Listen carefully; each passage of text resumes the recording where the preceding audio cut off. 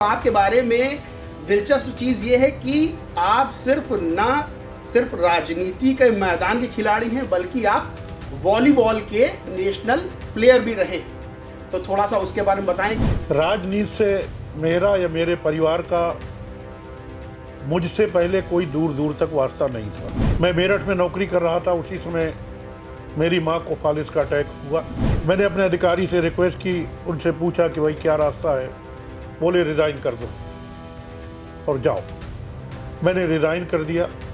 तो मैंने टिकट नहीं मांगा था, कांशीराम साहब ने कह करके कि जाओ चुनाव लड़ो। मीडिया रिपोर्ट्स अगर देखते हैं तो आपको जब बीएसपी सुप्रीमो मायावती की सरकार थी तब आपको मिनी मुख्यमंत्री भी कहा जाता था। तूफान पे लिखे थे, ये तूफान जो अब आ रहा है ना, उसी टाइम पे मुझे दिखाई दे गया था। तूफान पे लिखे थे मेरे दोस्तों के नाम, किश्ती को साहिलों की तरफ मोड़ना पड़ा। साहिल माने किनारा। इलेक्ट्रिसिटी प्राइवेट को दे दो, ट्रांसपोर्ट प्राइवेट को दे दो, जितने भी बंदरगाह जो प्राइवेट को दे दो। तो जब सब प्राइवेट को दे दोगे और संविधान में प्राइवेट में व्यवस्था है नहीं, तो संविधान तो तोड़ डाला ना। जहाँ पे तुम बैठे हुए हो वो जगह हमारी है और हम छीनेंगे, हम लेंगे, 2027 में लेंगे। नमस्कार दोस्तों, स्वागत है आपका टीवी 24 नेटवर्क में और मैं हूं अजय सिन्हा। इस वक्त हमारे साथ बहुत खास मेहमान मौजूद हैं। उत्तर प्रदेश की राजनीति के कद्दावर नेता, उत्तर प्रदेश सरकार में कई बार के मंत्री और कैबिनेट मंत्री रहे। राजनीति की बात की जाए तो बहुत बड़ा मुस्लिम चेहरा भी माना जाता है इन्हें, और इस वक्त कांग्रेस के बड़े नेताओं में इनका नाम टॉप पर आता है। उत्तर प्रदेश की जनता इनको बहुत अच्छे से जानती है। नसीमुद्दीन सिद्दीकी साहब इस वक्त हमारे साथ मौजूद हैं। बहुत बहुत स्वागत है आपका। नसीम साहब, थैंक यू। उत्तर प्रदेश की राजनीति की अगर बात की जाए तो आप जाना पहचाना नाम है, हर कोई जानता है और दशकों की आपकी राजनीति है। राजनीति के बारे में शायद नई पीढ़ी भी और उससे पुरानी वाली पीढ़ी भी आपकी राजनीति को जानती है। बड़ा चेहरा आप हैं राजनीति का, बड़ा चेहरा रहे भी हैं राजनीति का। लेकिन संघर्षों की शुरुआत जब होती है तो वो जो चैप्टर होता है वो लोगों की नज़र में नहीं आता है। लोगों को लगता है कि ये मंत्री हैं, विधायक हैं, सांसद हैं, लेकिन वहाँ तक इंसान कितने संघर्षों का सामना करके, कितनी मुश्किलात का सामना करके पहुँचा है, थोड़ा सा उसके बारे में जनता को बताएं। और आपके बारे में दिलचस्प चीज़ ये है कि आप सिर्फ राजनीति के मैदान के खिलाड़ी हैं, बल्कि आप वॉलीबॉल के नेशनल प्लेयर भी रहे। तो थोड़ा सा उसके बारे में बताएं कि एक नेशनल लेवल का खिलाड़ी आज नेशनल लेवल का पॉलिटिकल खिलाड़ी भी है। जन्म से ही बात शुरू करता हूँ। मैं 4 जून 1959 को एक गांव है सेवंडा, जिला बांदा में, जो कभी ज़िला हुआ करता था, उस गांव में मैं पैदा हुआ। प्रारंभिक पढ़ाई मेरी बांदा में हुई। इसके बाद मेरे बड़े भाई मेरठ में डिफेंस में सर्विस करते थे, तो वो मुझे अपने साथ ले गए। मैं वहीं उनके साथ गया और वहीं पढ़ा लिखा और मैंने वहीं वॉलीबॉल खेलना शुरू किया। मैं शुरू में नेशनल चैम्पियनशिप इम्फाल यूपी से गया था, फिर इसके बाद इंटरवर्सिटी गया, फिर यूपी से मैंने 2-3 ओपन और नेशनल चैम्पियनशिप खेले। ऑल इंडिया टूर्नामेंट तो और शायद मुझे याद नहीं है कि कितने 100 खेले होंगे। बहरहाल आगे चल के मेरा स्पोर्ट्स कोटे में मेरी नौकरी लग गई डिफेंस में, मेरठ में, और मैं मेरठ में नौकरी करने लग गया। राजनीति से मेरा या मेरे परिवार का मुझसे पहले कोई दूर दूर तक वास्ता नहीं था। मैं मेरठ में नौकरी कर रहा था, उसी समय मेरी माँ को फालिस का अटैक हुआ और मैंने छुट्टी मांगी, छुट्टी नहीं मिली, क्योंकि सेना में छुट्टी आसानी से नहीं देते हैं। मैंने अपने अधिकारी से रिक्वेस्ट की, उनसे पूछा कि भाई क्या रास्ता है। बोले रिज़ाइन कर दो और जाओ। मैंने रिज़ाइन कर दिया। क्योंकि माँ से बढ़ के कोई नहीं था। मैं रिज़ाइन कर दिया, अपनी माँ के पास आया। माँ कोमा में थी। 2 महीने बाद वो होश में आई। इसी बीच आर्मी से मेरे लिए एक सम्मन आ गया, कोर्ट मार्शल हो गया कि आपको खेल कूद कोटे में भर्ती किया गया था और आपको मैक्सिमम ग्रेड दिया गया और आप इस्तीफ़ा दे के कैसे चले गए। खैर, हमने उसको फेस किया, सामने बात आई, खैर वो बात ख़त्म हो गई। मेरी माँ 12 साल तक होश में आने के बाद जीवित रही, लेकिन उठ बैठ नहीं पाती थी। उनको लेट्रिन भी उठा करके ले जाना पड़ता था। हम 8 भाई 1 बहन थे। मुझसे 5 भाई बड़े थे, 1 बहन बड़ी थी, 2 भाई छोटे हैं। बहरहाल खेल हमने नहीं बंद किया और वहीं अपना कारोबार नौकरी छोड़ने के बाद भट्टे का और इसका उसका, रेलवे में कॉन्ट्रैक्टर हो गए वगैरह वगैरह हमने शुरू कर दिया। और इसी बीच में कांशी राम साहब से मेरी मुलाकात हो गई 83 में। तब बहुजन समाज पार्टी नहीं बनी थी। वो छतरपुर में एक कार्यक्रम में आए थे, उनके ऊपर पथराव हो गया, हम लोग कूद गए बीच में, वो बड़े प्रभावित हुए। इसके बाद 1984 में 14 अप्रैल को कांशी राम साहब ने बहुजन समाज पार्टी बनाई। बहन मायावती जी भी थी। 14 अप्रैल को बाबा साहब डॉक्टर अम्बेडकर का जन्मदिन होता है, उस दिन उन्होंने इसलिए चुना।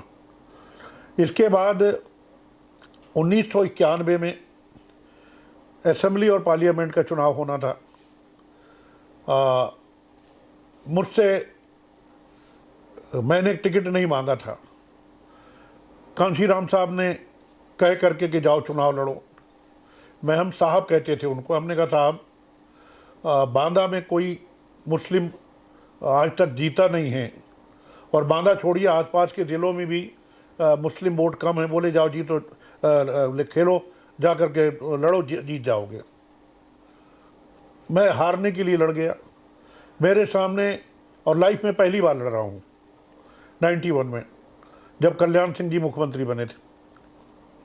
मेरे सामने 7 बार के एमएलए और 3 बार के मिनिस्टर, और उस समय भी मिनिस्टर थे जमुना प्रसाद बोस थे। उस टाइम पे समाजवादी पार्टी नहीं बनी थी, मुलायम सिंह जी के साथ वो मिनिस्टर थे। और सिटिंग एमपी बीजेपी के रामचंद्र शर्मा भी एमएलए का चुनाव लड़ रहे थे। वो एमपी का नहीं लड़ रहे थे, एमएलए का लड़ रहे थे। मेरे जीतने का सवाल नहीं था। खैर, मैं लड़ गया और मुझे 42.5% वोट मिला, जहाँ 6% मुसलमान हैं। मैं एमएलए जीत गया। एमएलए जीतने के बाद मेरी आदत है कि किसी भी काम में लगना तो जी जान से लगना, वरना टच नहीं करना। कांशी राम साहब ने बहन कुमारी मायावती जी से मुलाकात करवाई कलकत्ता में। उस समय कोलकाता नहीं था, कलकत्ता था, अब तो कोलकाता हो गया वो। वहाँ एक रैली थी, उन्होंने मुलाकात कराई और ये कहा वेस्टर्न यूपी में मुस्लिम ज़्यादा हैं, तो वेस्टर्न यूपी आप देख रहे हैं, इसको ले जाओ। और मैं कांशी राम कहता हूँ कि पार्टी हित का काम जो कोई नहीं कर पाएगा वो ये लड़का करेगा। अब उस टाइम पे लड़के ही थे, एमएलए थे, और बोले हम आपका टिकट काटते हैं। कहा जैसी मर्जी, ठीक है, हम जाते हैं। मैंने अपने बच्चों को परिवार के उसमें छोड़ा, 2 बेटे थे उस समय, तीसरा बाद में हुआ, और मैं चला गया।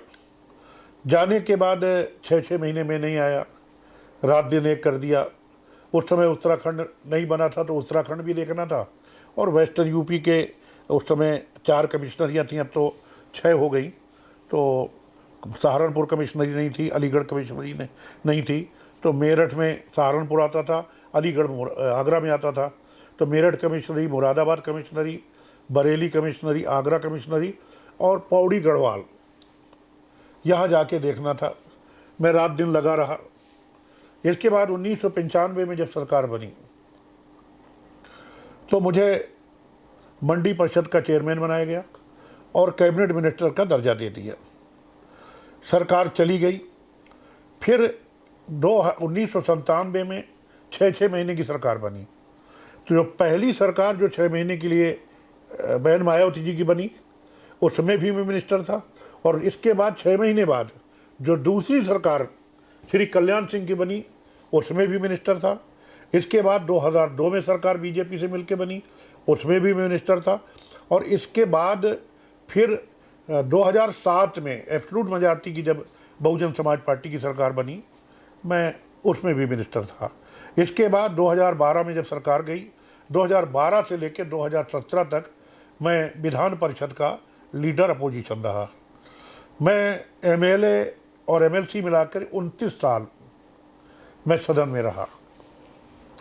इसके अलावा पार्टी का राष्ट्रीय महासचिव था, तो सारे कार्यक्रम देखना, राज्यसभा के चुनाव, विधान परिषद चुनाव और संगठन को देखना, तो इसमें लग गए और अपना पूरा जीवन हमने इसी में लगा दिया। आपका राजनीतिक करियर जो शुरू हुआ वो मान्यवर साहब के साथ शुरू हुआ, बीएसपी बनी, बीएसपी में आप बहुत बड़े नेता के तौर पर उभर कर सामने आए। मीडिया रिपोर्ट्स अगर देखते हैं तो आपको जब बीएसपी सुप्रीमो मायावती की सरकार थी तब आपको मिनी मुख्यमंत्री भी कहा जाता था। मीडिया रिपोर्ट्स में ये सब लिखा हुआ दर्ज है, सालों पहले की जो खबरें हैं उसमें। इतना बड़ा नेता जीवन में उतार चढ़ाव देखता है, हर चीज़ देखता है, बीएसपी में लगातार लंबे समय तक बना रहता है, कैबिनेट मंत्री रहता है, एमएलसी, एमएलए, लेकिन ये दूरियां एकदम से बढ़ती हैं और दूरियां ऐसी बढ़ती हैं कि उत्तर प्रदेश की सियासत में भूचाल आ जाता है। आप प्रेस कॉन्फ्रेंस करते हैं बीएसपी से दूर होने के बाद, और प्रेस कॉन्फ्रेंस में तमाम आरोप भी लगाए जाते हैं, और उस वक्त उत्तर प्रदेश की राजनीति बहुत तेज़ी से गर्माती। क्या ऐसा हो गया जो एकदम से धागा टूटा तो इतना बुरा टूटा कि वो कभी फिर जोड़ने का उसने नाम नहीं लिया? देखिए, मैं किसी का नाम नहीं लेना चाहता हूँ।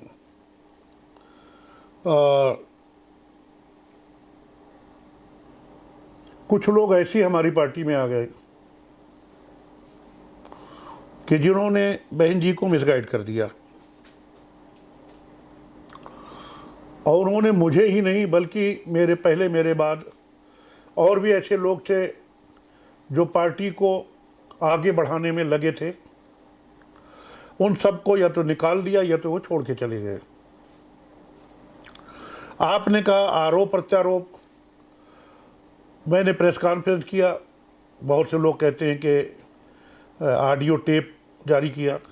उस ऑडियो टेप को उठा करके देख लें। जो मेरे ऊपर आरोप सतीश मिश्रा जी ने लगाए थे, उसका मैंने केवल प्रमाण दिया कि ये आरोप गलत है। जो आरोप मुझके मेरे ऊपर बहुजन समाज पार्टी के नेताओं ने लगाए थे, उसमें मैंने केवल प्रमाण दिया। बहन कुमारी मायावती जी जो आरोप लगाए थे, उसमें केवल मैंने प्रमाण दिया कि आरोप ये गलत है, ये मैं सबूत दे रहा हूँ। और मैंने ये भी उस समय कहा कि तमाम मेरे पास ऑडियो टेप हैं, लेकिन मैं सिर्फ वही बात दिखाऊंगा जो मेरे ऊपर आरोप लगाया जाएगा, और ये मेरा अधिकार है कि मैं ये साबित करूं कि ऐसा नहीं है। और वो भी मैंने जब टेप करना शुरू किया, जबकि बहन जी के यहाँ जो रहने वाले उनके आगे पीछे रहते हैं, तो अब हमारे ही लगाए हुए लोग थे। उन्होंने बताया कि आपके खिलाफ जो बहन जी के पास लोग अभी बाद में आए हैं, वो आपको और आपके बेटे को और आपको जेल भेजना चाहते हैं, ये करना चाहते हैं। तो हालांकि वो नहीं करना चाहिए था, लेकिन वो वकीलों ने सलाह दी, उस समय परिवार के लोगों से बात हुई। तो आपने जो बात कही है उसमें कोई मेरी ऐसी बात आपको नहीं मिलेगी, केवल सफाई मिलेगी। तो बाहर जाने का कारण ये है। आपने आरोप प्रत्यारोप की बात कही, वो भी मैंने आपको बता दिया। तो अब मजबूरी थी, करते क्या। अच्छा, आप बीएसपी के बाद सीधे कांग्रेस से जुड़े, कि बीच में कोई ऐसा फेज रहा कि किसी से बात हो रही हो या किसी ने अप्रोच किया? क्योंकि उत्तर प्रदेश में ये सब जानते थे कि नसीमुद्दीन सिद्दीकी इतने बड़े नेता हैं कि इनके पीछे भी एक बहुत बड़ा वोट बैंक साथ में इनके चलता है। तो किसी ने अप्रोच किया या सीधे आप कांग्रेस में नहीं करते हैं? देखिए, मैं तो बहुजन समाज पार्टी के बारे में थोड़ा सा मैं और बता दूं कि इस समय बहुजन समाज पार्टी जब कमज़ोर हो रही है, मेरे नेता राहुल गांधी हैं, मेरे नेता प्रियंका जी हैं, सोनिया जी हैं, खड़गे जी, सब नेता हैं मेरे। लेकिन जिस घर को बनाया जाता है उस घर को अगर आप छोड़ के भी आ जाते हैं और वो घर जब गिरने लगता है या गिरने को होता है, तकलीफ होती है कि इस घर में लाखों लोग अगर थे तो एक मैं भी था। मुझे कष्ट है कि बहुजन समाज पार्टी कमज़ोर हो रही है और मजबूरी के कारण ये सब हुआ। मैं एक दो लाइन कह दूं कि मजबूरियों के नाम पे सब छोड़ना पड़ा, मजबूरियों के नाम पे सब छोड़ना पड़ा, दिल तोड़ना कठिन था मगर तोड़ना पड़ा। मजबूरियों के नाम पे सब छोड़ना पड़ा, दिल तोड़ना कठिन था मगर तोड़ना पड़ा। तूफान पे लिखे थे मेरे दोस्तों के नाम, तूफान पे लिखे थे। ये तूफान जो अब आ रहा है ना, उसी टाइम पे मुझे दिखाई दे गया था। तूफान पे लिखे थे, ये जो भंवर में फंस गई है ना इस टाइम पे बहुजन समाज पार्टी आगे नहीं बढ़ पा रही है। तूफान पे लिखे थे मेरे दोस्तों के नाम, किश्ती को साहिलों की तरफ मोड़ना पड़ा। साहिल माने किनारा। मुझे भी कष्ट है।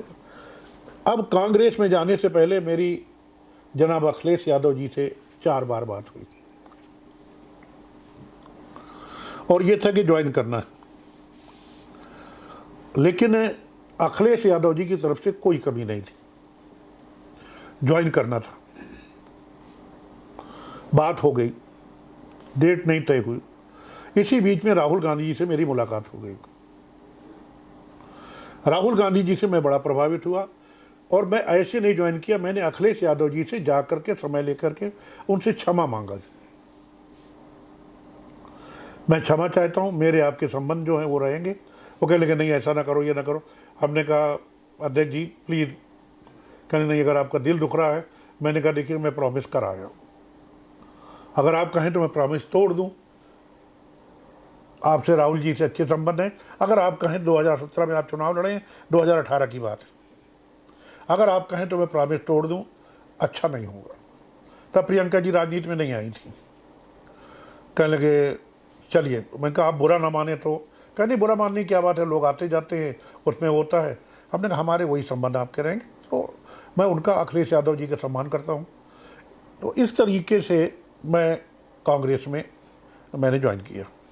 अच्छा, देखिए बीएसपी से आप लंबे समय तक जुड़े रहे, उसके बारे में भी मैं पूछूंगा कि बीएसपी इतनी ज़्यादा कमज़ोर स्थिति में आ गई है। यानी अगर ग्राफ उठा के देखें तो आंकड़े बयां करते हैं कि किस तरह से 2019 में, 2022 में, 2024 में लगातार ग्राफ गिरता ही जा रहा है।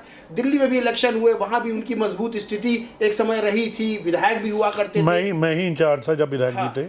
2008 में 2 MLA जीते थे, एक राम सिंह नेताजी और एक सुरेंद्र रिजर्व सीट से जीते थे, और वो जीते थे बदरपुर से। हाँ, अब बीएसपी का एक अपना बड़ा वोट बैंक रहा है। आज भी एक अच्छा खासा वोट बैंक बीएसपी के साथ जुड़ा हुआ है, जो सोचता है कि बीएसपी फिर रिवाइव करेगी, फिर पुरानी स्थिति में। आपको लगता है कभी कुछ ऐसा? क्योंकि ये जो बड़ा वोट बैंक है, अब इस वोट बैंक को लेकर ही उत्तर प्रदेश में राजनीति बहुत तेज हो रही है, क्योंकि सबको पता है कि बीएसपी का जो वोट बैंक है वो अपने पाले में कौन करेगा। देखिए बीएसपी का जो वोट बैंक है वो दलित, मुस्लिम और अपर कास्ट, हिंदू, बाकी लोग सभी थे, ये था।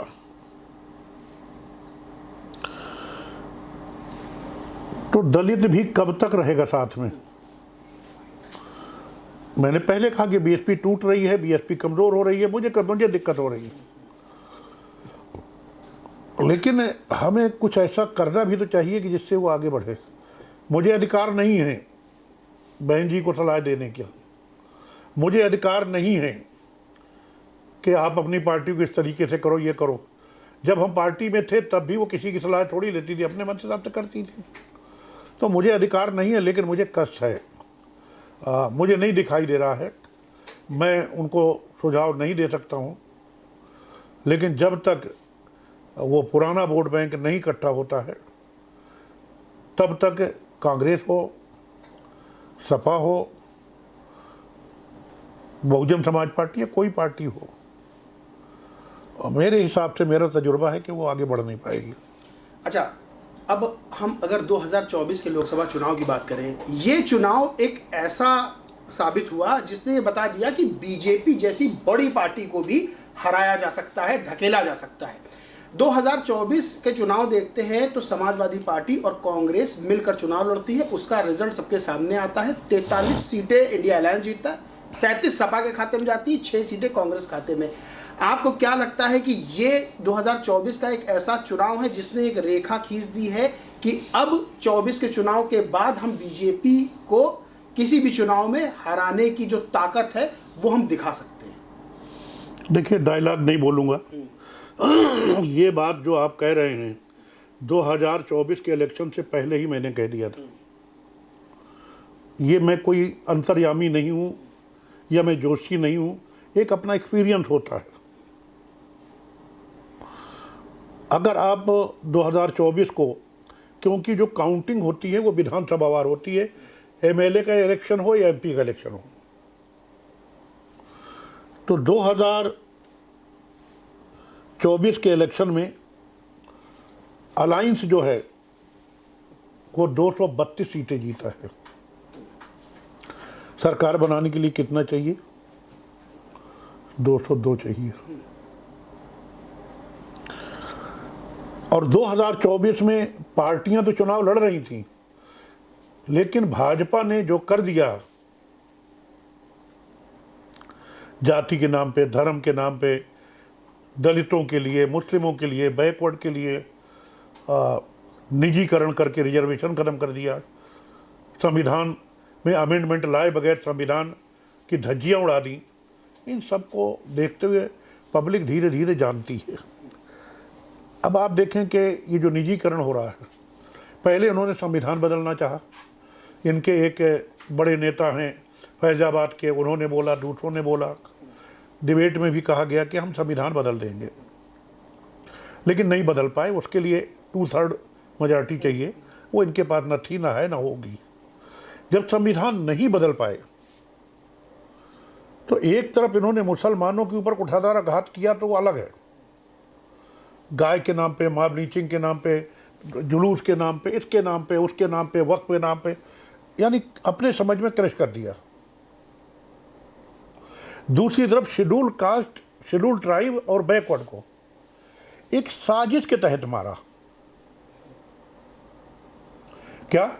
संविधान बदला नहीं, संविधान की धज्जियां उड़ा दी, किसी को पता नहीं। कैसे? बाबा साहब डॉक्टर अंबेडकर ने जब संविधान लिखा कि तो उसके आर्टिकल 339, 340 में व्यवस्था की कि शेड्यूल कास्ट, शेड्यूल ट्राइब और ओबीसी को इतने इतने % रिजर्वेशन दिया जाएगा, दिया जा सकता है। उसी के तहत schedule caste, schedule tribe, OBC को रिजर्वेशन मिल रहा है।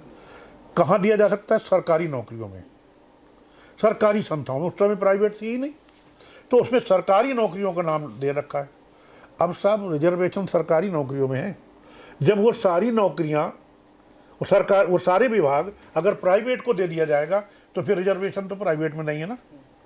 इस संविधान की धज्जियां उड़ाने के लिए शेड्यूल कास्ट, शेड्यूल ट्राइब और ओबीसी का रिजर्वेशन खत्म करने के लिए रेलवे प्राइवेट में दे दो, ट्रांसपोर्ट प्राइवेट में दे दो, नागरिक उड्डयन यानी ये जहाज रानी वाला विभाग प्राइवेट को दे दो, इलेक्ट्रिसिटी प्राइवेट को दे दो, ट्रांसपोर्ट प्राइवेट को दे दो, जितने भी बंदरगाह जो प्राइवेट को दे दो। तो जब सब प्राइवेट को दे दोगे और संविधान में प्राइवेट में व्यवस्था है नहीं, तो संविधान तो तोड़ डाला ना आपने। और उन्हीं शेड्यूल कास्ट, उन्हीं बैकवर्ड को आपने जमी दोज करने के लिए आपने ये काम किया कि इनको नौकरी ना मिले, इनके बच्चों को नौकरी ना मिले। हमारे ओबीसी के लोग समझ ही नहीं रहे। मैं अगर झूठ बोल रहा हूं तो गहराई पे जाओ। धज्जियां उड़ा दी। आप बात करते हो मंदिर की, हर जगह मंदिर की, मस्जिद की, इसकी, हर मस्जिद के नीचे मंदिर। देखिए साहब, हम सबका सम्मान करते हैं। हिंदू हमारे भाई थे, हैं और रहेंगे। बगैर उनके हमारा नहीं चलेगा। और ऐसे ही हिंदुओं के लिए मुसलमान भाई उनके थे, हैं, और एक दूसरे के बगैर काम नहीं चलेगा, चाहे पंचर क्यों ना जुड़वाना पड़े। अच्छा, वक्फ को लेकर क्या समझते हैं? क्योंकि अभी मेरी बात पूरी हो जाए। आप मंदिर की बात कर रहे हो, हर जगह मंदिर की बात कर रहे हो। हम मंदिर का सम्मान करते हैं। लेकिन एक चीज़ मैं कह दूं कि सच कह दूं है मोदी और योगी जी, सच कह दूं है मोदी और योगी जी, अगर तुम बुरा ना मानो, शर्त लगी है।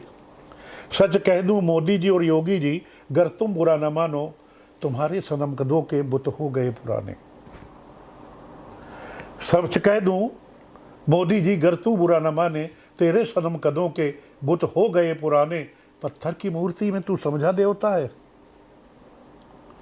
पत्थर की मूर्ति में तू समझा देवता है, खाके वतन का मुझको हर जर्रा देवता है, खाके वतन का मुझको हर जर्रा देवता है। कण कण एहतराम के काबिल है, आप कहाँ ले जा रहे हो? और ये मेरी आवाज़ नहीं, हर मुसलमान और हर हिंदुस्तानी की आवाज़ है ये। वक्फ बिल के बारे में ये भी विवाद लेकर के आप आ गए। अब अपना प्रश्न पूरा कीजिए तो मैं उत्तर दे दूं। अच्छा, आपने कहा तो बीजेपी के नेता तो कहते हैं कि हमने देखो मंदिर बनवा दिया, राम मंदिर हमने बनवाया है, जो राम को लाए हम उनको ऐसा करके गाने बाकायदा आते चुनाव में। राम को कौन लाया है? राम राम कब आए थे? राम को कौन लाया? बीजेपी के नेता तो दावा अरे भाई, क्या लाइन ऑर्डर कंट्रोल है?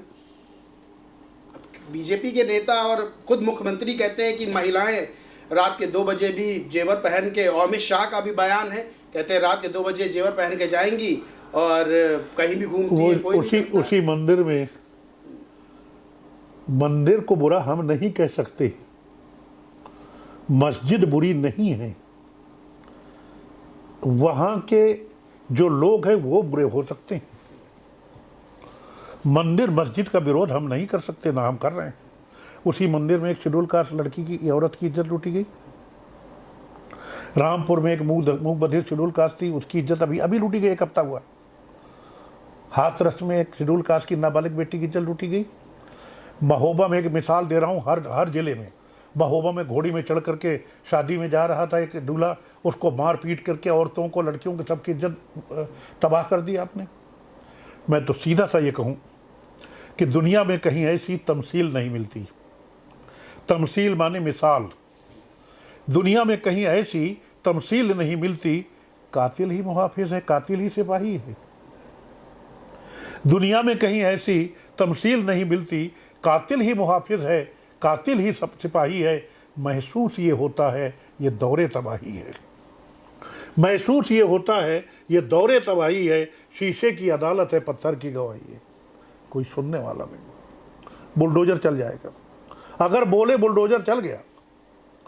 शीशे की अदालत है, पत्थर की गवाही है। अरे अदालत ही शीशे की गवाही पत्थर दे रहा है तो कहां बचेगी अदालत, कहां होगा क्या? भाई मैं सिर्फ ये कहूंगा कि वारे योगी जी, वारे मोदी जी, धन है, टाइम है, चेंज हो जाइए और बदल जाइए। वरना मैं सिर्फ कहूँगा 2027 के लिए कह दूँ कि हमारे जिस्म की उरियानियत पे मत हंसना। उरियानियत हमारे जानते क्या होता है? फटे हाल। हमारे जिस्म की उरियानियत पे मत हंसना, क्योंकि जो तुम ओढ़े हुए हो वो रिदा हमारी है, कांग्रेसियों की है। हमारे जिस्म के फटे हाल पे मत हंसना, क्योंकि जो तुम ओढ़े हुए हो वो रिदा हमारी है। हमारे सामने ज़ेबा नहीं गुरूर तुम्हें, हमारे सामने ज़ेबा नहीं घमंड तुम्हें, क्योंकि जहाँ तुम बैठे हुए हो वो जगह हमारी है। जहाँ पे तुम बैठे हुए हो वो जगह हमारी है और हम छीनेंगे, हम लेंगे, 2027 में लेंगे। अभी पार्लियामेंट के इलेक्शन में, असेंबली वार अगर देखा जाए तो हम 232 सीटें में जीते हैं। अब इंशाअल्लाह ताला, ईश्वर ने चाहा, खुदा ने चाहा, भगवान ने चाहा तो जो पब्लिक है वो तैयार है, 300 सीटें हम जीतेंगे। 27 को लेकर भी एक सवाल है। सवाल सबसे बड़ा ये है कि आपने कहा 27 हम जीतेंगे, 27 में गठबंधन को लेकर सवाल है। लेकिन उससे पहले एक सवाल, जब आपने कहा कि बुलडोज़र चल जाता है अगर कोई सरकार के खिलाफ बोलता है, बुलडोज़र चल जाता है, आरोप लगते हैं कि बुलडोज़र का स्टीयरिंग भी तभी घूमता है, वो धर्म देख के घूमता है। सुप्रीम कोर्ट एक आदेश देता है प्रयागराज वाले मामले में, और वहां कहता है कि इनको मुआवजा दिया जाए, इनको 10-10 लाख मुआवजा दिया जाए जिनके बुलडोजर से घर गिराए गए हैं, और संविधान में जीवन जीने का जो अधिकार दिया गया है उसको भी उसका भी उल्लेख बाकायदा करता है। एक बच्ची किताब लेके दौड़ती है, उस चीज़ को लेकर भी सुप्रीम कोर्ट कहता है। अब यहाँ पर बात आती है वक्फ कानून को लेकर। वक्फ कानून को लेकर बात आती है तो सुप्रीम कोर्ट मामला पहुँचता है और सुप्रीम कोर्ट सीधे तौर पर कहता है कि भाई हमको इन मामलों पर जवाब दो। यहाँ बीजेपी नेताओं का बयान आता है, जिसमें सबसे लेटेस्ट बयान है निशिकांत दुबे का। खुद उपराष्ट्रपति भी ये बात कहते हैं इंटर्न बच्चों से कि जो सुप्रीम कोर्ट है वो सुपर संसद बनने की कोशिश ना करे। यहाँ बीजेपी के नेता, बड़े बड़े नेता सुप्रीम कोर्ट पर से ही सवाल खड़े कर रहे हैं। सवाल नहीं खड़े कर रहे हैं, धमकाने का असफल प्रयास कर रहे हैं। ये सवाल नहीं, पहली बार ऐसा हुआ होगा किसी देश के सुप्रीम कोर्ट के ऊपर किसी अन्य व्यक्ति ने उंगली उठाई हो। और ये आप अभी की बात कर रहे हैं, 4-6 साल पहले, तकरीबन 6 साल पहले चले जाइए, तो 4 सुप्रीम कोर्ट के सीनियर जजेस जो गोगोई साहब थे, जो चीफ जस्टिस ऑफ इंडिया भी रहे, वो भी उसमें शामिल हैं। उस टाइम पे वो चीफ जस्टिस नहीं थे। उन्होंने प्रेस कॉन्फ्रेंस किया। पहली बार हिंदुस्तान में सुप्रीम कोर्ट के 4 जजों को प्रेस कॉन्फ्रेंस करके कहना पड़ा कि संविधान खतरे में है हिंदुस्तान का। मैं नहीं कह रहा हूं, अरे बचा क्या है? कुछ भी नहीं बचा।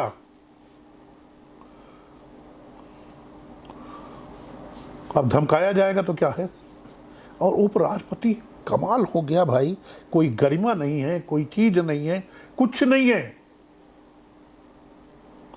मैं तो ये कहूंगा कि सुप्रीम कोर्ट को इस पे एक्शन लेना चाहिए,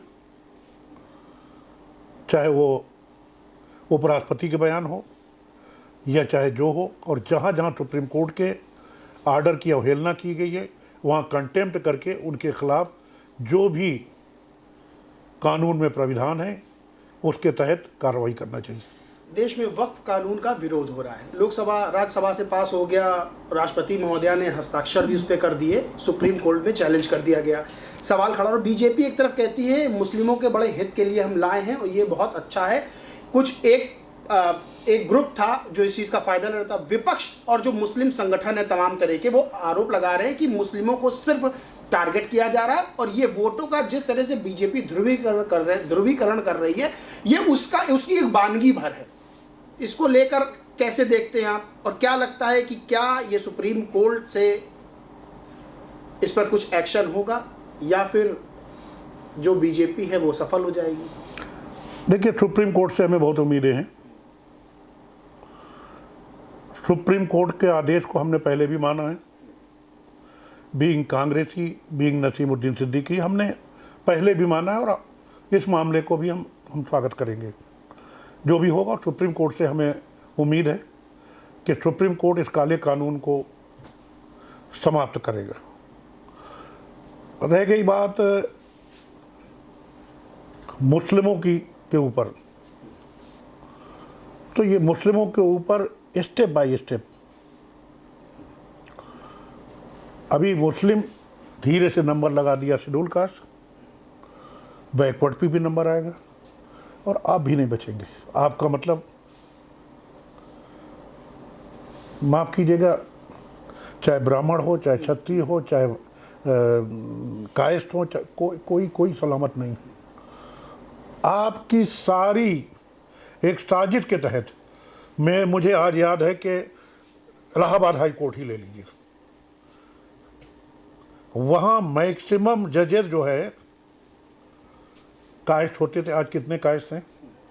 मुस्लिम होते थे। मुस्लिम नाम की तो चीज़ ही ख़त्म की जा रही है। एक का प्रमोशन हुआ है, उसी को रोक दिया है। तो मेरा ये साजिश के तहत ब्राह्मण जो हैं, इतनी बुरी हालत ब्राह्मणों की कभी नहीं रही। बारी बारी से सब ठोके जा रहे हैं। और माफ़ कीजिएगा, मैं आपसे कह दूं कि जब आपकी ठुकाई होती है तो हम पर्दे से झांकते हैं, और जब हमारी ठुकाई होती है तो आप या दूसरे भाई पर्दे से झांकते हैं, नंबर सबका लगना है। पर्दे को उर्दू में कहते हैं चिलमन। मेरा एक सुझाव है, पहले शिकायत है पहली लाइन में, और दूसरी लाइन में सुझाव है कि जब हमारी ठुकाई होती है तो आप देखते हैं, आपकी ठुकाई होती है तो मुझे ये कहना है कि कभी चिलमन से तुम झांको, कभी चिलमन से हम झांके, कभी चिलमन से हम झांके, कभी चिलमन से तुम झांको, लगा दो आग चिलमन में, न तुम झांको न हम झांके। और यही होना है 2027 में। ये झांकने वाले चिलमन में आग लगेगी, किसी में आग नहीं लग रही, चिलमन की बात कर रहा हूँ, ये नहीं कि आग लगाने की मैं बात कर रहा हूँ। और भारतीय जनता पार्टी चंद सीटों पर सिमट के रह जाएगी। अच्छा, एक आखिरी सवाल है नसीम साहब, ये बताइए कि 2027 के चुनाव में अगर गठबंधन होता है, जैसे कि एक उम्मीद बताई जा रही है कि सपा कांग्रेस साथ मिलकर चुनाव लड़ेंगे, अगर लड़ते हैं तो कितनी सीटें आ सकती हैं और बीजेपी कितनी सीटों में सिमट सकती है? आप क्योंकि बहुत अच्छे से राजनीति को समझते हैं तो आंकड़ों को आप ये भी देखते होंगे कि क्या आंकड़े सामने आ रहे हैं। देखिए, ऐसा है, आपने 2024 की पार्लियामेंट का जो अभी अलायंस करके चुनाव लड़े हैं उसको आपने देखा है। पहले सपा ने कितनी सीटें कहा कि हम लड़ाएंगे, हम देना चाहते हैं कांग्रेस को, 11। फिर सपा ने कितना कहा, 13। फिर लड़े हम कितने में, 17। आज ये कह पाना कि कितनी कितनी सीटों पे हम लड़ेंगे, अलायंस होगा ही कि नहीं होगा, हम ये 100% कुछ नहीं कह सकते। ठीक है, हम उम्मीद करते हैं, आप उम्मीद करते हैं, वो अलग बात है, लेकिन अभी अलायंस नहीं हुआ है। उम्मीद करना एक अलग बात है, उम्मीद पे दुनिया कायम है, लेकिन अभी अलायंस नहीं हुआ। और जब तक अलायंस नहीं हो जाता है तब तक ये प्रश्न नहीं उठता है कि कौन कितनी सीट पर लड़ेगा। जब अलायंस क्या सहमति बन जाती है तब ये सवाल आता है कौन कितने पे लड़ेगा। लेकिन 27 में तस्वीर आपको क्लियर दिखाई दे रही कि बीजेपी को हम अलायंस में ना भी हो तब भी बाहर। बिल्कुल साहब, आपने नहीं देखा कि राहुल गांधी जी जब संविधान किताब लेके गए तो हर समाज का लोग गया, हर समाज का वोट मिला। संविधान से देश चलेगा कि आरएसएस के कानून से देश चलेगा? तो ये थे हमारे साथ कांग्रेस के वरिष्ठ नेता नसीमुद्दीन सिद्दीकी साहब, जिन्होंने बताया कि वफ़ को लेकर किस तरह से बीजेपी एक ख़ास समुदाय को, या यूँ कहें कि मुस्लिम समुदाय को टारगेट कर रही है, और बाद में दूसरे समुदाय जो हैं, दूसरी जातियां हैं, वो भी टारगेट में आ जाएंगी। वही 27 के चुनाव को लेकर भी उन्होंने ये बताया कि 27 में बीजेपी को हम लोग 100% बाहर करने वाले हैं। गठबंधन होता है तो ठीक, नहीं होता है तो ठीक, लेकिन बीजेपी को हम बाहर करेंगे। वहीं महिला सुरक्षा से संबंधित, कानून व्यवस्था संबंधित, और जिस तरह से बुलडोजर गरज रहा है उत्तर प्रदेश के अंदर, और सुप्रीम कोर्ट लगातार सवाल भी खड़े कर रहा है, इसको लेकर भी उन्होंने सीधे तौर पर बीजेपी पर आरोप लगाए हैं, बीजेपी पर निशाना साधा है।